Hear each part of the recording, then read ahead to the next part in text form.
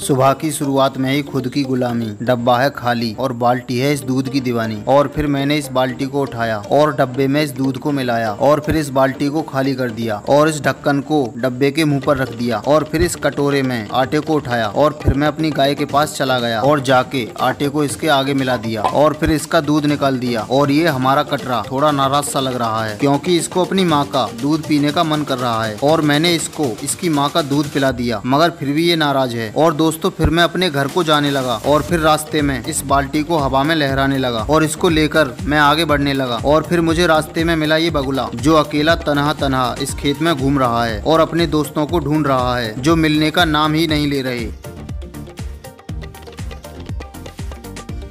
और फिर मैं अपने घर पर आया और घर पर आकर मैंने अपने मुकड़े को कैमरे में दिखाया और इस ब्रश को खाट के पाइप पर टिकाया और इसको टिकाकर टूथपेस्ट के ढक्कन को अपनी उंगलियों से खोल दिया और नीचे गिरा दिया और फिर इसको नीचे गिराकर टूथपेस्ट को ब्रश के ऊपर निकाल दिया। और फिर मैं इस ब्रश को नल पर लेकर जाने लगा और नल को चलाकर इस ब्रश को भिगाने लगा और ब्रश को मुंह में डालकर अपने दांतों को चमकाने लगा। और फिर मैंने अपने हाथों में इस टी शर्ट को लेकर पहन लिया और टी शर्ट पहनकर मैंने अपने बालों में हाथ घुमाया और जब मेरे हाथों ने दम नहीं दिखाया तो फिर मैंने अपने बालों में कंघा लगाया और फिर अपने बालों को चिकनाया। और फिर हमारी मम्मी ने थाली में लौकी को काट कर सजाया और फिर हमारी दीदी ने मेरी चाय को कटोरे में करके पानी में ठंडी कराया और चाय ठंडी करके बची हुई लौकी को फिर से काट दिया और उसके छोटे छोटे टुकड़े कर दिए। और फिर मैंने अपनी बाइक को बाहर निकाला फेरी जाने के लिए और फिर मैं फेरी पर निकल गया और रास्ते में जाने लगा और सड़क पर चलकर अपने चेहरे को दिखाने लगा।